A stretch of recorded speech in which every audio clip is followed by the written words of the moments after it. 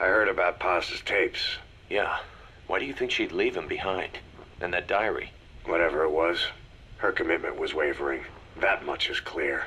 So she was leaving clues to help us. No way to know for sure.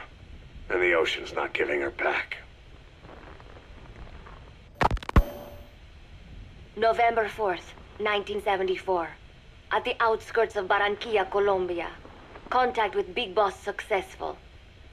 Zadornov posed as my professor, but Big Boss took one look and knew he was KGB. However, he does not seem to suspect me. To him, I am just a peace-loving student, and another victim of the CIA. We asked him to drive the CIA out of Costa Rica. To him, this means betraying his country. His forces are smaller than anticipated. They drift from place to place with nowhere to call home. That provided us an opportunity, so we seized it. Zadornov offered them a plant off the Costa Rican coast to use as a base. As expected, Miller jumped at the chance. Although initially reluctant, Big Boss came around when Zadornov played him the tape. All because the voice on it sounded like his mentor, the boss. Naked Snake, the man who once saved the world from the brink of nuclear war. Awarded the title of Big Boss for his service. He later became a mercenary, abandoning both his title and his country. To him, that honor was steeped in the blood of the boss, the mentor he was forced to eliminate. Exceptionally charismatic, he possesses unparalleled combat and intelligence-gathering abilities.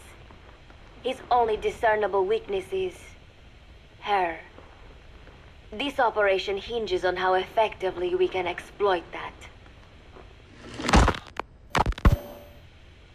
Kazuhiro Miller is Big Boss's lieutenant.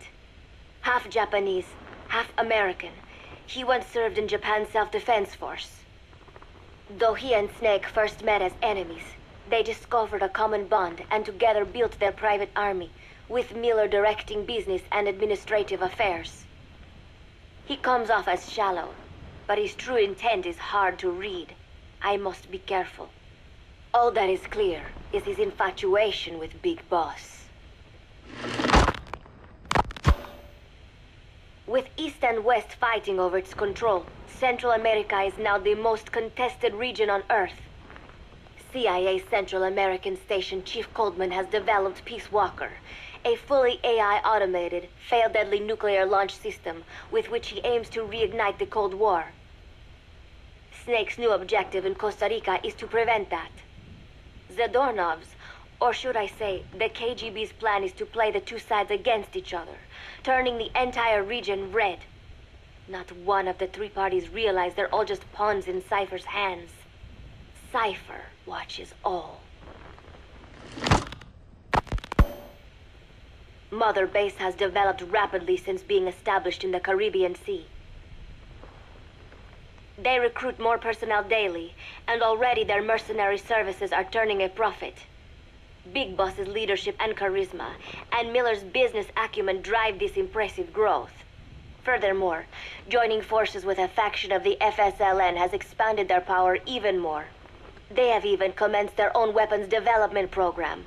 All is proceeding according to Cypher's will. I could not be more pleased. Snake's pursuit of Peace Walker led him to an AI modeled after the boss's thought patterns. It was incomplete, but, somewhat ironically, making contact with Snake was the necessary finishing touch. Meanwhile, the scientist behind Peace Walker's locomotive control, Huey, defected to Snake's army. His presence has greatly accelerated weapons development at Mother Base. I failed to anticipate Coldman's madness, but nuclear war was averted. However, this was only after the boss AI on board Peace Walker sank itself to the bottom of the lake, in what could be likened to suicide. The boss laid down her gun, choosing to sing for peace instead, and Snake, himself a gun, parted ways with her. In doing so, he reclaimed the title he once abandoned. He is Big Boss. Zadornov has been detained. Since this leaves my cover identity without a guardian, the Mother Base staff has taken me in. I am now better placed than ever to monitor their internal affairs. Everything continues to unfold according to plan. The developer of the boss AI, Dr. Strangelove, has also come to Mother Base. With her and Huey's expertise, they can now develop a weapon capable of matching Peace Walker.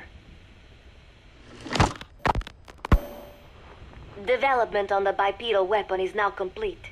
They call it Metal Gear Zeke. It stands there like some sort of mystical guardian. The soldiers gaze on it with pride and reverence. Big Boss has elected to arm it with a nuclear weapon. As an army without a nation, they seem to feel the need for a deterrent against whatever the world might pit against them.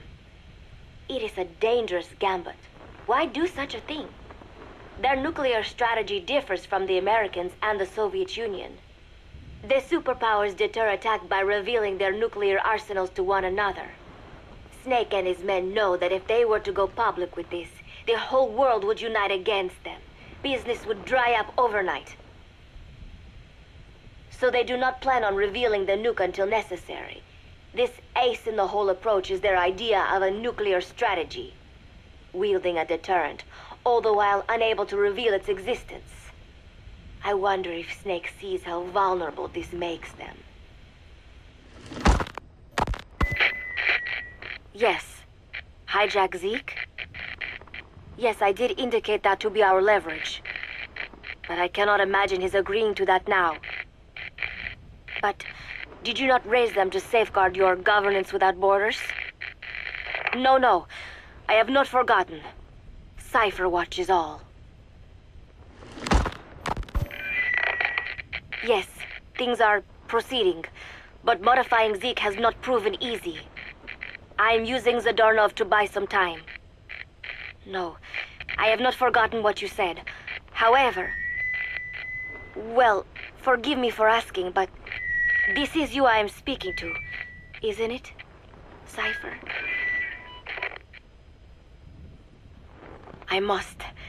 I will fight Big Boss. The world must be ruled by a single will. To defy Cypher is a fate worse than death.